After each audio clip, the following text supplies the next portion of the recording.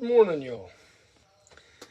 Sitting in the tuk-tuk this morning, starting off with because the sun's a little tense and the humidity's a little hot. I wanted to talk with you a little bit about bikes here in the Philippines. I just picked up a new Kawasaki. Now, here in the Philippines, the small bikes are the thing. There's what it is. I mean, you don't, if you see a Harley or an Indian or a big Beamer, you're seeing something someone imported. And I'll be honest with you, they're just too damn big for the roads, for the amount of traffic, the amount of bikes and stuff like that. And you're best here to do what kind of when in Rome, as it were, do as the Romans. Bikes here tend to average from 125s to 150s, 175s, 200 and below. It's rare to see a 250. It's even rare to see, like my Royal Enfield, I tell people about it, they go, oh, big bike. No, it's not a big bike, not back where we're from. Well, here, that's a big bike. Anyways, with that said, let me show you what I just picked up. Step out of the shade of the Baraco, which is hotter than hell in here. I just bought what I consider to be a true old school bike. All right. And there are a lot of people, well, I got old school, I bought a brand new retro Triumph, blah, blah, blah, or whatever, blah, blah, blah, and it's retro. And it's retro. Well, no, this thing is retro. This thing is old school, okay? Before I show it to you, this bike has drum brakes, carburetor, 4-speed transmission, a kickstart. It does have an electric start, but it's got a kickstarter also. It's $175, and it only cost me $1,700, brand new. And that is, voila, the Baraco 2. Now, I'll tell you, let me show you this thing. Down there shows that engine. Kickstarter, carburetor, choke. And if you look at the exhaust, you'll probably notice a lack of something. A catalytic converter, there ain't one. Got a toe heel shifter, but that heel bit doesn't really get in the way. We got our dash, and those 32 kilometers I put on it yesterday. Let me show you this bike. Let's walk around it. Okay, this is the less attractive side because there's no exhaust. Now this is a bike that's made in the Philippines for the Philippines. And it's got a skinny back tire. It has 4 shock absorbers on the back. It has a skinny back tire too, by our standards.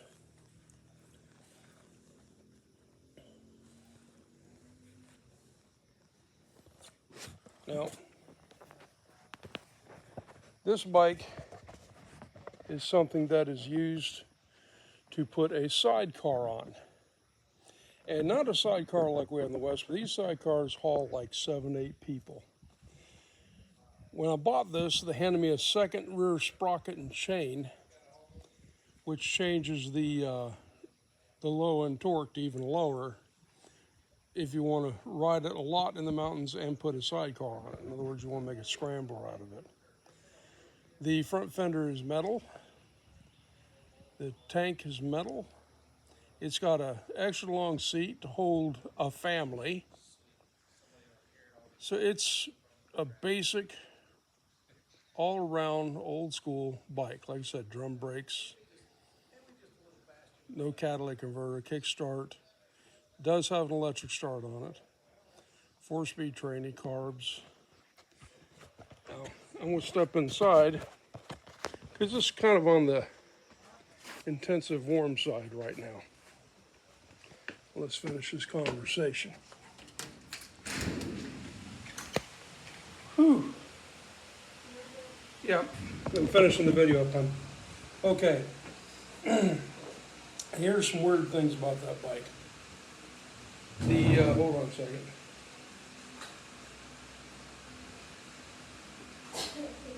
Stand right.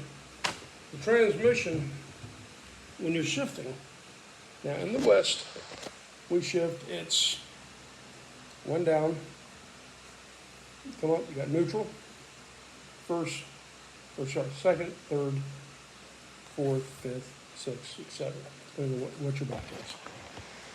I don't know if this like this only with this bike, or if this way it is here in the East with these smaller bikes. But the shifting pattern on this thing is you only stick your toe on and lift up on the shifter to bring it down, not to kick it up next gear. Here you punch on the punch down. All the way down is neutral. Where first would be on your bike is neutral on this thing. Okay. Then, okay, you push down on it, pull the clutch, push down it, that's first gear, second, third, and fourth, all the way up to fourth. Downshift, you bring your toe up underneath it and you start jacking it down, or you start kicking that back, the heel bit of the shifter. That is taking a little bit getting used to. The ride on the bike is like getting on a donkey. It's stiff as shit. 4 shock absorbers on the back. Damn thing's made to have half of the village riding on it instead of just my fat ass. I thought when I got it, them 4 shocks, that little bike like that, yeah, it should handle me. Oh no, it'll look to me at last. I'm gonna fuck that fat boy up. But it's squirrely with those tires on it. It's squirrely. It's like having a 175 cc motor put on a 10-speed. It's thin. It's a long enough bike. It gets long. And it was just a 4-speed. I took it out yesterday. I had it up to 70. Almost 80, that's kilometers per hour. Around here, I think the highest speed limit is like 80 kilometers. I think that might be like 50 miles an hour. That bike will do better than that. But around here, you don't need to do any faster than that because there's too many variables. The road goes to shit real quick. Dog right in front of you, kid right in front of you. Someone does a U-turn right in front of you, someone pulls a bike right or a car right in front of you.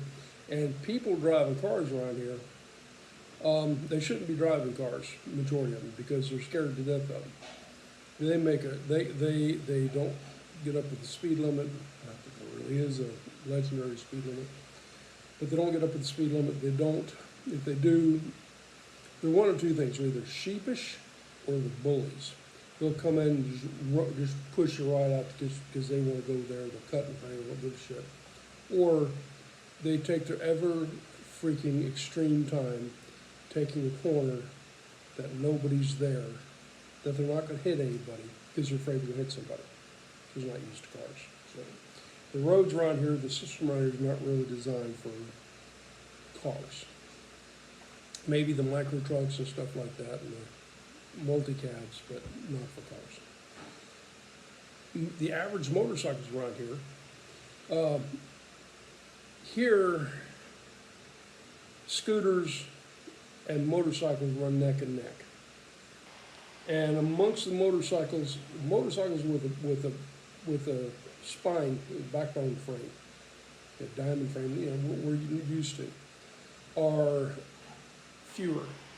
Majority of motorcycles here are step-throughs. Okay, they look almost like a scooter. Sometimes you got to do double takes on scooters and a bike. You got to look at the wheels. A lot of them have the semi-automatic. You got a shifter, but you don't have a clutch handle. A lot of those. A lot of them are like 110s to 125s, 150s, 155s. So the culture here is small bikes. Getting back to this Baraco.